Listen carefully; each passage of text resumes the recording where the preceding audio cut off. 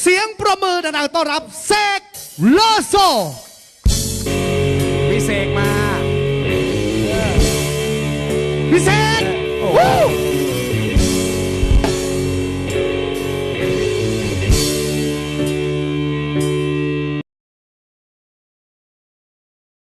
ทุกคำทำคุกทุกชนิดทิชนุกถ้าอย่างนักร้องก็น้องรักนักดนตรีดนตักหลอดไฟไรฟอร์ดคนดูครูดนเก้าอี้กี้เอ้าพอมั่งไม่พอมั่งพังหม้อไม่พังหม้อเอ้ยหม้อหุงข้าวไฟฟ้ายี่ห้อฮิตาปิ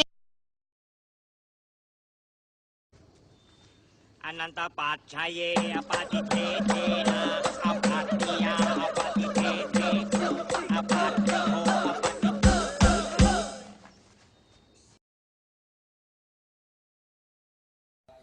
เขมรกับไทยเป็นพี่น้องกันมันเป็นแค่ตอนนี้พูดภาษาไทยได้ไหมได้ครับแล้วทำไมมึงไม่พูดไทยมึงไม่ทำไทยสัตว์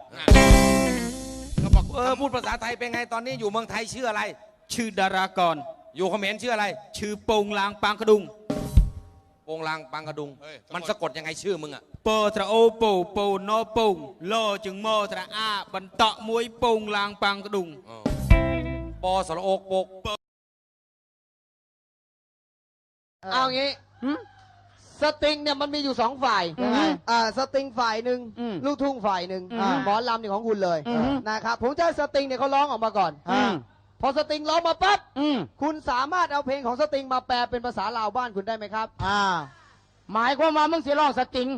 ให้กูเอามาแปลเป็นหมอลำสำบายเพื่อเจกูทำได้ร้องมาเลยตื่นตั้งแต่6 โมงเช้ารีบออกไปหาซื้อของขวัญให้เธอสักหน่อยตื่นตั้งแต่6 โมงเช้าเฝ้าออกไปหาซื้อของขวัญให้เจ้าจักน้อยอย่าไปเลยบางกอกจะบอกใครอย่าไปเลยล่ะพี่เคยมาบ้านเฮามาซอยเมเฮ็ดให้เฮ็ดนาเลี้ยงวัวเลี้ยงควายอยู่บ้านเฮาเด้ออีละออกมาคนเดียวมาตามหาคนที่ห่างไกลแม่มีการครบงานอิสาน very good แต่ว่าอย่างจิ้งจกเนี่ยชิกเกี้ยมจิ้งจกเดินชิกเกี้ยมย่างจิ้งก่าชิกกระป๋อมจิ้งก่าวิ่งชิกกระป๋อมแลนจิ้งจกเดินจิ้งก่าวิ่งชิกเกี้ยมย่างชิกกระป๋อมแลนสนุกสนานเว้ยท่า